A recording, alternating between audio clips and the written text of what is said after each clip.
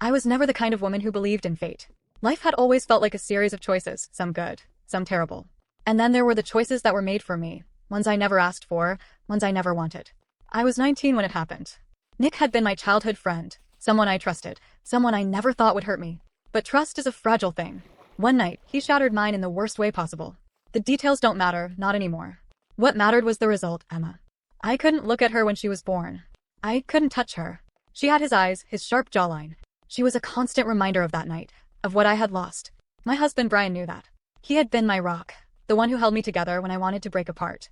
He made the decisions I couldn't. He named her. He fed her. He raised her when I couldn't bring myself to. And I hated myself for it. The town wasn't kind. People whispered. They noticed how Emma didn't look like Brian or me. They saw the differences, the things I tried to ignore. I overheard a woman at the grocery store once, telling her friend in a hushed voice, "That girl's a bad memory walking." Surprised she didn't get rid of her. I walked out without buying anything that day. Years passed, but my relationship with Emma remained distant. I tried. God knows I tried. But every time I looked at her, I saw him. And that pain, that anger, I never figured out how to separate them from her. I was never cruel to her, never harsh, but I wasn't the mother she deserved. I kept a distance, an invisible wall between us. Emma grew up knowing something was wrong. She felt it. And I think deep down she resented me for it. She had Brian, though. He loved her fiercely, unconditionally. He gave her what I couldn't. But love and presence are two different things. And I wasn't there when she needed me most. She was 17 when she asked me the question I had been dreading her entire life. Who is my real father? I froze. The words caught in my throat, choking me. She must have seen the look in my eyes, the way my hands shook. She was smart. Too smart. It's not Dad, is it? I couldn't answer. I just stood there, silent, a coward. That was the moment everything changed. Emma started digging, asking questions, looking for answers in places I never wanted her to go. She found out about Nick. I don't know how, maybe through old town gossip, maybe through someone who knew and didn't care enough to keep it a secret. But one day, she came home, her face pale, her hands trembling. "You lied to me," she said. "I didn't." "You did," she snapped, her voice cracking.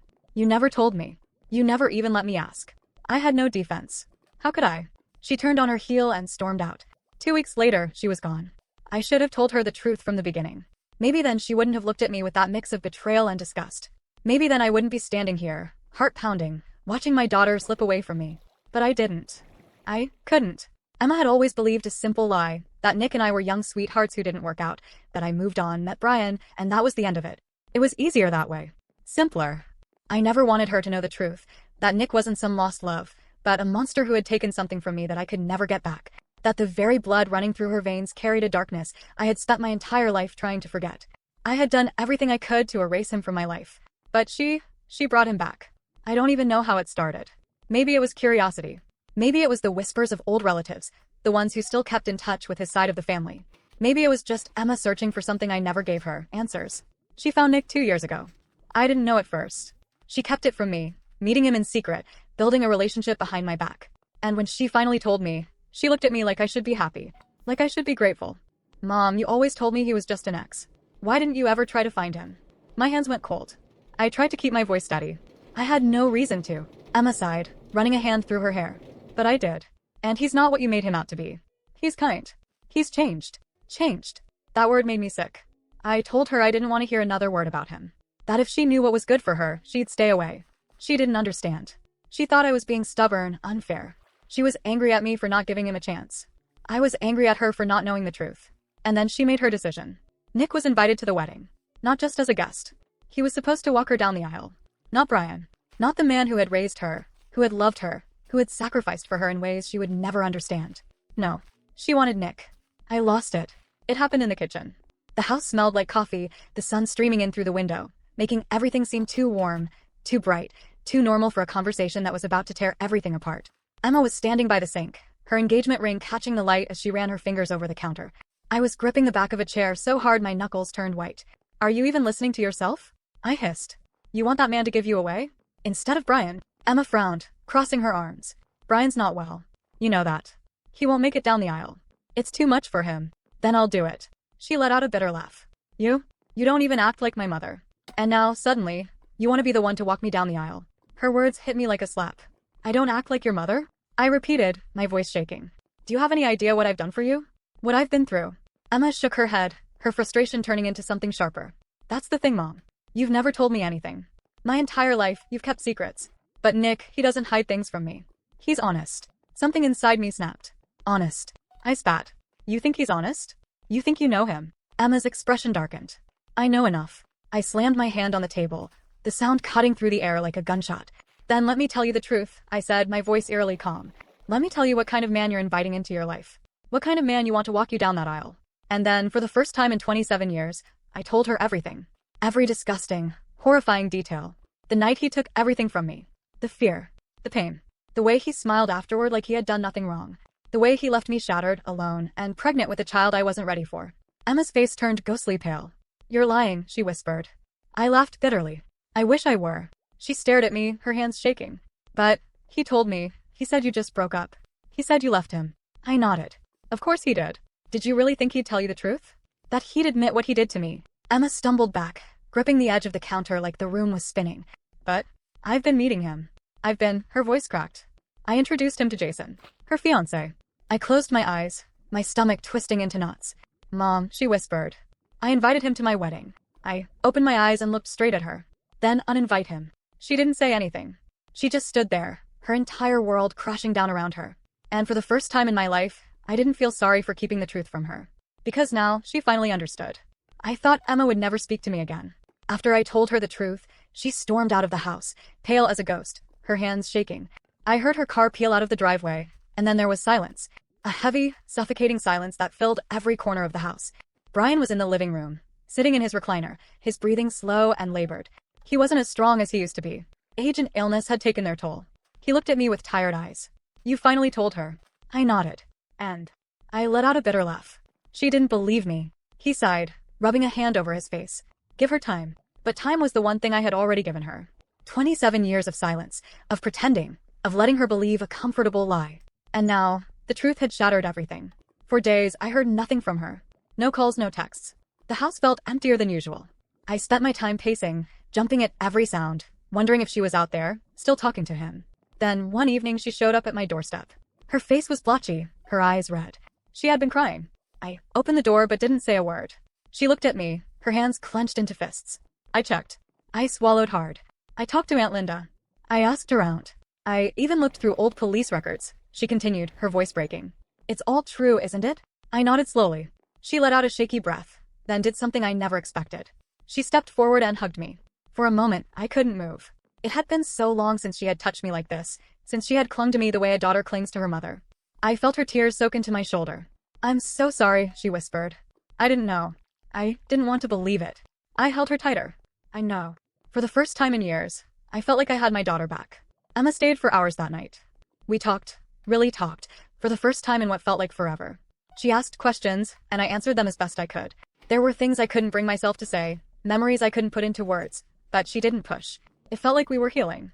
But Emma had always been stubborn. She wasn't satisfied with just knowing the truth. She wanted to fix things. Mom, she said hesitantly one night, a few weeks later. I think you need closure. I frowned. What do you mean? She hesitated. I think you need to face him. To see that he doesn't have power over you anymore. My stomach turned. Emma, no. She reached for my hand. Mom, listen. You spent years avoiding this, but look at what it's done to you. You still flinch when you hear his name. You can't even say it out loud. You're still letting him control your life, and he's not even in it. I pulled my hand away. You don't understand. She sighed, frustrated. I just think, maybe seeing him would help you. Maybe it would let you move on. I shook my head. I don't need to see him to move on. I just need him to stay the hell away from me. She didn't bring it up again. At least, not to my face. The night of the incident, I had no idea what Emma had planned. She invited me out for coffee. A simple invitation. No tension, no hidden motives. I thought it was just another step in our newfound closeness. I should have known better.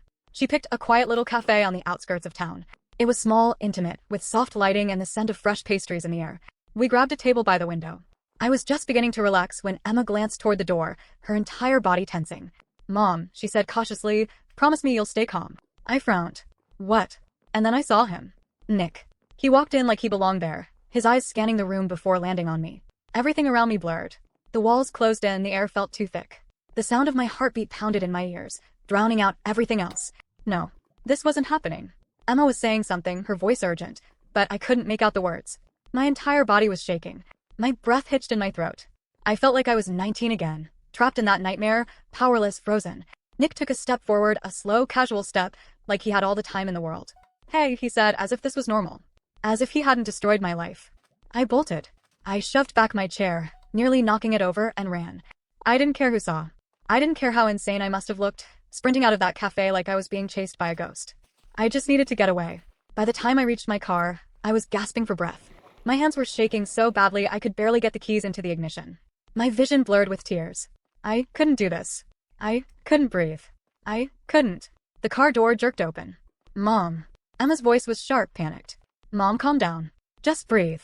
I couldn't. Shit, she muttered, grabbing my hands. Mom, look at me. I tried. I really did. But all I could see was Nick's face, smirking at me like he had one. Emma kept talking, but I was too far gone, trapped in a memory I had spent my entire life running from. I don't remember the rest of the night clearly. I remember Emma driving me home. I remember Brian's worried face as he helped me inside. I remember the cold, bitter shame settling in my stomach. The next morning, Emma was furious. You ruined it, she snapped as soon as I walked into the kitchen. I stared at her, exhausted. Excuse me. She crossed her arms. I was trying to help you. I was trying to fix this family. I let out a bitter laugh. Fix this family? Emma, you ambushed me. You forced me to see the man who... I cut myself off, shaking my head.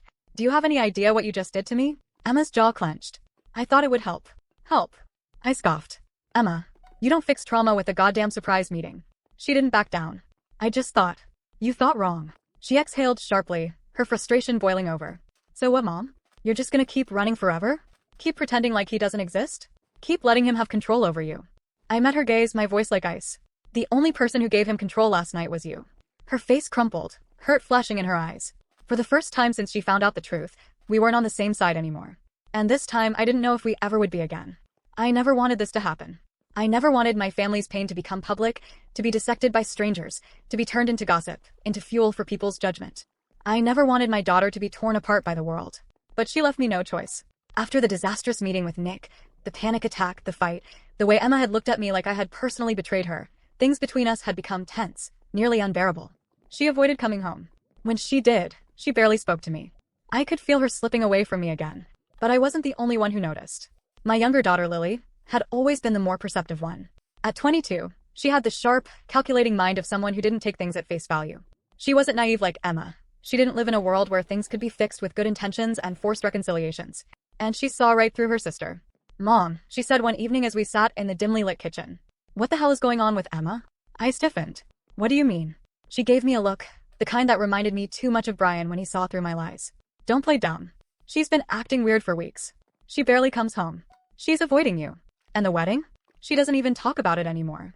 I sighed, rubbing my temples. It's complicated. Lily crossed her arms. Uncomplicated. I hesitated. I had already lost Emma. I couldn't lose Lily too. But I also couldn't keep lying, not anymore. She deserved to know. So I told her. Everything. The truth about Nick.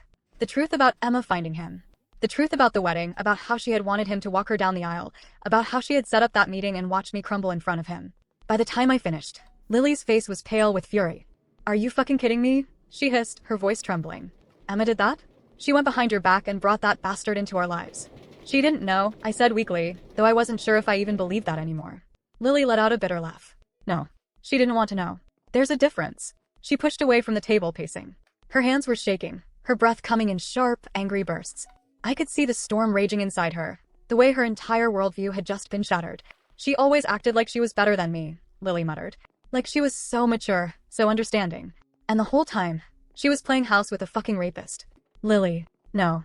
She turned to me, eyes blazing. She needs to be held accountable. She needs to know what she did. I should have stopped her. I should have seen what she was going to do. But I didn't. I let her walk away, thinking this was just another fight between sisters. I didn't know she was already planning something much, much worse. The next morning, it was everywhere. Lily had posted everything on social media. Every single ugly, horrifying truth. She didn't hold back. She named Nick. She named Emma. She wrote about how Emma had secretly been meeting with the man who had destroyed our family. How she had defended him. How she had tried to force me to reconcile with him. It spread like wildfire. People shared it. Commented on it. Some were horrified. Some were disgusted. And some were just hungry for drama, eager to rip my daughter apart. By the time Emma found out, it was too late. Her phone wouldn't stop buzzing. Calls. Texts. Notifications from people she hadn't spoken to in years. And then the worst part, Jason. Her fiancé. He didn't call. He didn't text. He just showed up at the house, his face blank, his posture stiff. I wasn't supposed to be home when it happened. I was supposed to be out running errands, giving Emma space to deal with the fallout. But I had forgotten my wallet, so I came back. And I walked in just in time to hear Jason say the words that shattered my daughter's world. I can't do this. Emma was sitting on the couch, her face streaked with tears, her phone clutched in her trembling hands. Jason, please. He shook his head. I don't even know who you are. She let out a sob. I didn't know. I swear I didn't know. You didn't want to know, he said coldly. Emma flinched. Jason's jaw clenched. Do you have any idea what people are saying about you? My family is getting calls. My coworkers. People think I'm marrying some kind of I don't even know what to call you. Emma reached for him, desperate, but he stepped back like she was something filthy. I'm sorry, he said, his voice final. But I can't marry you. And then he walked out. Emma didn't move for a long time. I should have gone to her. I should have said something. But what could I say? She had done this to herself. After that, everything fell apart. Her friends turned on her. Some blocked her completely, others sent her hateful messages. Strangers filled her social media with comments, some cruel, some pitying, but all of them condemning. She lost everything. And she blamed me. I found her in her childhood bedroom one night, sitting on the edge of her bed, staring at the wall. She looked hollow, drained. This is your fault, she whispered. My stomach tightened. Emma, you should have kept your mouth shut. I inhaled sharply. I didn't post anything. But you told Lily, she snapped, whirling around. You knew what she was like. You knew she wouldn't keep it to herself. I clenched my fists. And what was I supposed to do? Let you keep living in a fantasy? Pretend like you didn't betray this family. Emma's lip trembled, but her eyes were still full of rage. I was trying to help. I let out a bitter laugh. Help? You ambushed me. You let that man back into my life. You ruined everything. Her breath hitched. I took a step forward. I spent years protecting you from the truth. And the second you found out, you didn't even care. You cared more about Nick's redemption than you did about me. Emma's face crumpled. She opened her mouth, maybe to argue, maybe to apologize, but I wasn't interested. I turned and walked out of the room. Let her sit in the ruins she had created. Because for the first time in my life, I didn't have the energy to fix her mistakes. Therapy was never something I had seriously considered for myself. For years, I convinced myself that if I could just keep moving forward, if I could bury the past deep enough, it would eventually stop haunting me. I thought survival meant locking my pain away in some unreachable part of myself, ignoring the way it still clung to me like a second skin. But no matter how hard I tried to outrun it, the past had a way of creeping back in, of reminding me that it had never truly left. It took Brian's gentle persistence, his quiet but firm reminders that I didn't have to carry everything alone, for me to finally agree to seek help. Dr. Colleen Graves was nothing like I had imagined a therapist would be. I had expected someone cold and clinical, someone who would dissect my trauma like an experiment, but she was warm and perceptive, with sharp, intelligent eyes that seemed to see straight through me. She didn't offer me empty reassurances or meaningless platitudes. She simply listened, absorbing every word, every hesitation, every moment where my voice cracked under the weight of everything I had been holding inside for nearly 30 years. You've spent so long trying to survive that you've forgotten how to live, she told me during one of our first sessions, her voice calm but unwavering. Your body has been stuck in fight or flight mode for decades, and now it doesn't know how to function without that constant state of alertness. That's not your fault, but it's something we have to work through. I had expected therapy to be about digging into the past, but instead, Dr. Graves focused on the present, on teaching me how to exist outside of my trauma. She gave me techniques to calm my anxiety, exercises to ground me when the panic started creeping in, ways to remind myself that I was not that 19-year-old girl anymore, that I was safe now, that Nick could no longer hurt me. It wasn't easy, and there were days when it felt impossible, but for the first time in my life, I wasn't just surviving, I was learning how to heal. While I was working through my past, Brian was slowly recovering from his own battle. The stroke had weakened him significantly, leaving him struggling with tasks that had once been second nature, but he refused to give up. Lily had stepped in without hesitation, driving him to appointments, helping him through his exercises, and forcing him to eat properly even when he was frustrated with his own body's limitations. I watched as the man who had once been my pillar of strength slowly began regaining his own, determined not to let this setback define him. One morning, I found him in the kitchen, struggling to open a jar of peanut butter, his hands shaking slightly as he gripped the lid. Without a word, I took the jar from him and twisted it open with ease before handing it back. He let out a huff of frustration but accepted it without protest. You'll get there, I said quietly, trying to reassure him, though I wasn't sure if I even believed it myself. His eyes softened as he looked at me, his voice filled with quiet certainty. So will you? I wanted to believe that. I wanted to believe that I was more than my past, that I was capable of building a life outside of the shadows that had followed me for so long. But no matter how much progress I made, there was always one thing that lingered in the back of my mind, refusing to let me go. Emma. She hadn't contacted me since the night Jason left her, since her entire world had come crashing down in the wake of Lily's social media post. She had disappeared from our lives, retreating into silence, and no matter how much I tried to push her out of my thoughts, I couldn't. I had spent so many years keeping the truth from her, trying to protect her from the reality of her own existence, and now, When I had finally given her the truth she claimed to want, she had run straight into the arms of the one person I had tried to keep her away from.